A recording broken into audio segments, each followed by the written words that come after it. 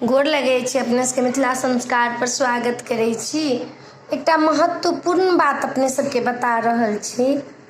जखन जानकी जी जाय लगलखिन मिथिला के छोड़ि कऽ तऽ जानकी जी से सब मिथिला के वासी कहलखिन, माता अहाँ तऽ जाइ छियै, हमर सबके कोना गुजारा हेतै? हमरा सबके तऽ अपने लक्ष्मी की अवतार छी, अपने चलि जेबै तऽ हमरा नहि धन नहि धान रहतै, नहि यश रहतै, नहि कीर्ति रहतै, तऽ कोन उपाय करबै? माता रानी कहलखिन कि सीता माता जे अहाँ सब कथिला चिंता कर छी, हमर नैहर अइ, हिनका हम छोड़ि कऽ कतहु नहि जा सकै छी। मुट्ठीमे जे इजड़ीमे जे धान लै छी, जखन कनियाके घर भरी होइए आ पाछा मुँहे सेहो फेकाइए कनि आ कहै छी ककर घर भरै छी, तऽ सास ससुरके घर भरि कऽ अपन घर भरऽ जाइ छी। तऽ ओ धान जे ना छिटाइए हाथमे के, ओ जानकी जी फेंक कऽ छीट कऽ गेल छथिन मिथिलामे जे कहियो गरीब नहि रहब। तऽ ई मिथिलाके जे अइ से कहियो गरीब नहि के गोटा रहब, धन धान से अहाँके भरल रहत। तऽ ओ घरभरीके बात भेल।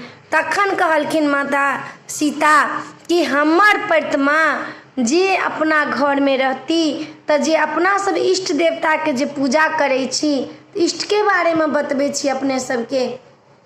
अपना सब जे इष्टके पूजा करै छी, किनको जे छनि से काली छनि, किनको छनि बन्नी छनि, किनको धर्मराज छनि, किनको गोविंद छनि, किनको सोखा छनि, किनको गोरैया छनि। अब गोरैया सब जे छथिन से माताके जे रहथिन से काजकर्ता सब रहथिन, काज करऽवला सब रहथिन। तऽ ई अपन रूप अपन कहलखिन जे हम अपन जे छवि अइ से अहाँ सब लगमे छोड़ि कऽ जा रहल छी, जे अहाँ सब इष्टके बना बना कऽ पूजा करब।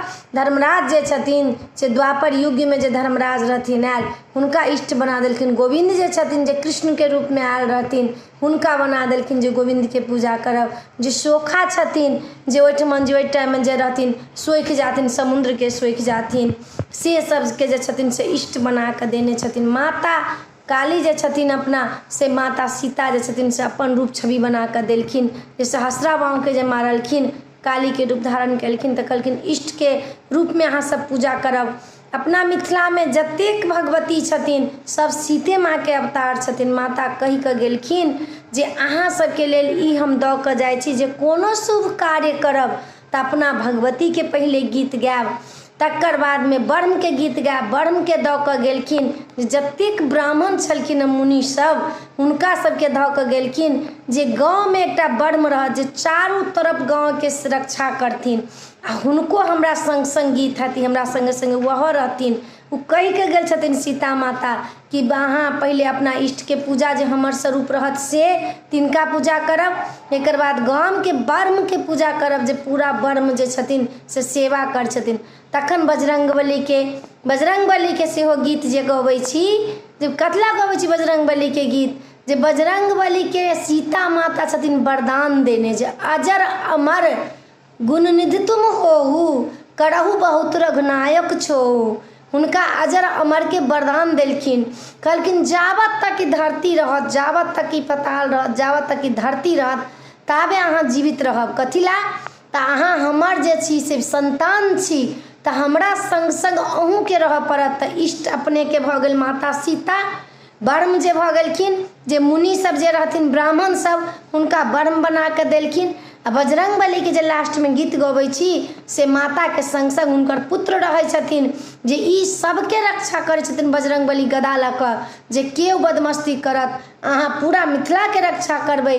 अहाँके जे इष्टके होइए अपना मिथिलाके अलावा अपना जे बिहार अइ, तकर बाद यूपीमे जे छनि तऽ हिनको सबके दै देवीके पूजा होइ छनि, लेकिन अपना मिथिलामे इष्टक पूजाके बड्ड महत्व अइ।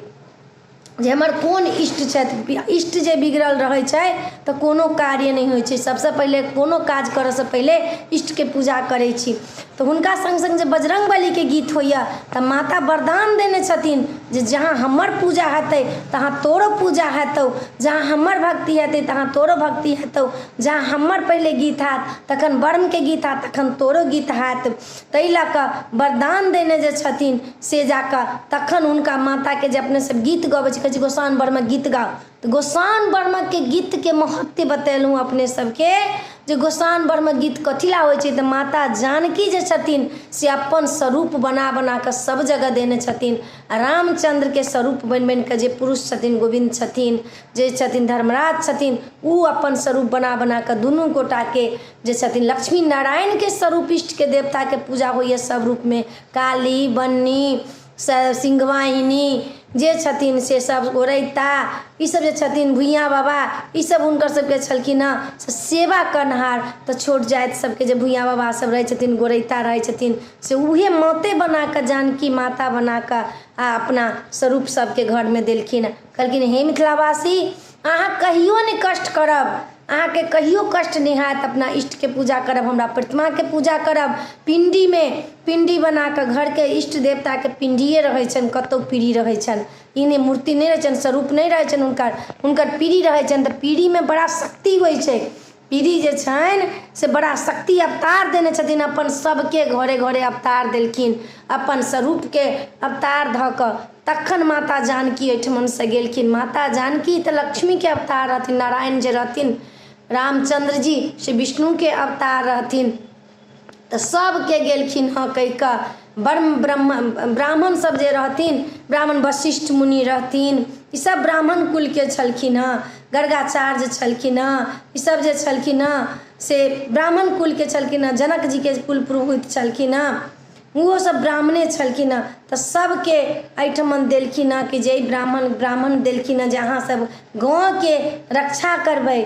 आ हनुमान जी के देलखिन हँ जे अहाँ चौगामा के रक्षा करबै, जहाँ हमर गीत हैत तहाँ अहूँ के गीत हैत। ई बहुत महत्वपूर्ण बात छला जे गोसाउन ब्रह्म गीत लोग कथिला गबैया, ताहि लऽ कऽ अपने सबके वीडियो देलहुँ हँ, अपने सबके बात सुनेलहुँ हँ जे अहाँ सब सुनू जे गोसाउन ब्रह्म गीत सबसे पहिले कथिला होइए। लोक अपना भगवती के, अपना देवी देवता के लोक मना कऽ तखने कोनो कार्य करै छथि, ओना नहीं कार्य करै छथि। अपना देवी देवता के मना कऽ तखन कोनो कार्य करै छथि।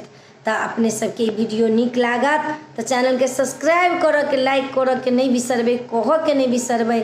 हमरा से जे गलती सही हैत से सब क्षमा करब, लेकिन वीडियो जरूर सुनब आ दोसरों के जरूर कहबनि। जय मिथिला, जय माता जी।